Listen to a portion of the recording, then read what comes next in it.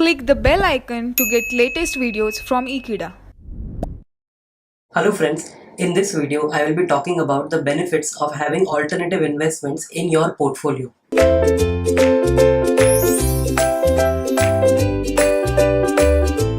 So in front of you, you're seeing a chart which says potential benefits of alternative investments in context of portfolio management.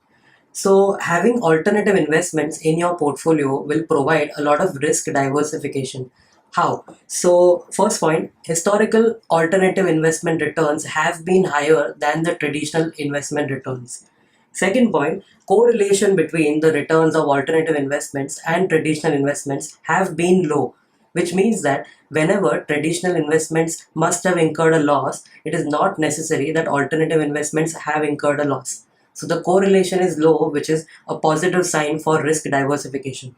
And the third point is that sigma p, which means the standard deviation of your portfolio, will be low due to this low correlation and your risk will be diversified. For example, during a downfall in equity market, a traditional investment portfolio would incur losses, definitely. However, if you add real estate investments to the portfolio, then the losses would have been reduced as compared to the earlier equity only portfolio.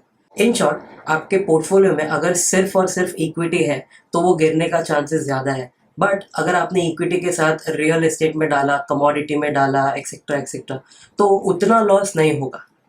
However, there is a risk on relying on these historical risk and return measures. So now you can see problem in using historical return and risk data. One is known as survivorship bias and the other is known as backfill bias. Let's understand what is survivorship bias.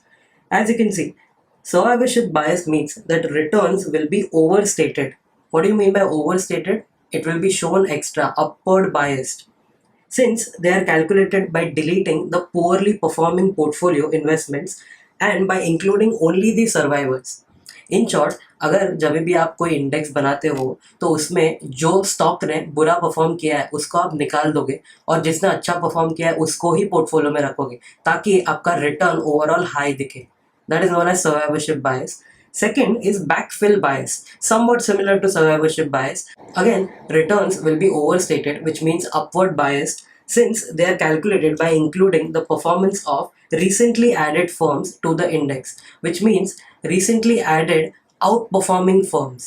अभी आपने एक index बनाया, उसमें जो firms अच्छे perform कर रहे हैं उसको ही आपने ऐड किया है और जो अच्छा परफॉर्म नहीं कर रहे उसको डिलीट कर दिया. So again your returns will be higher. Let's talk about some other portfolio management considerations. So the first point is type of managers. Now, as you know, passive and active are the two types of managers. What do passive managers do? So they assume that the markets are efficient and they focus on beta drivers of the return. What do you mean by beta? Beta is the systematic risk of the whole market.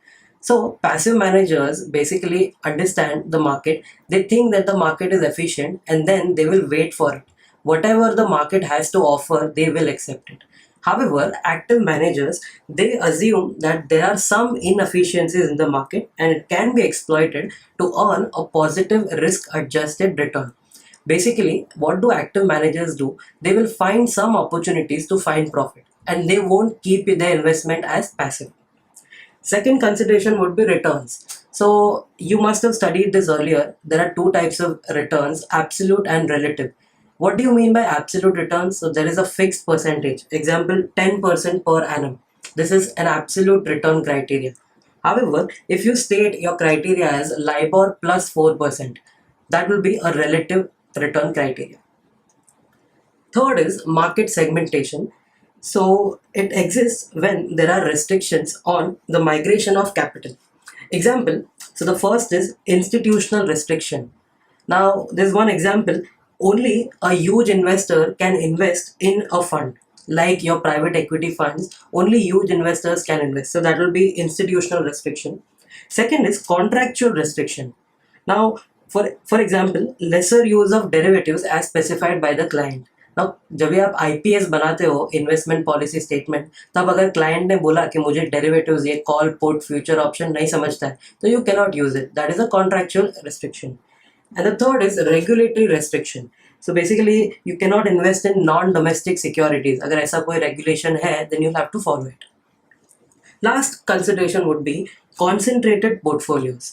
What do you mean by concentrated portfolios? So having your investment in few number of assets. Invest in other assets for risk diversification.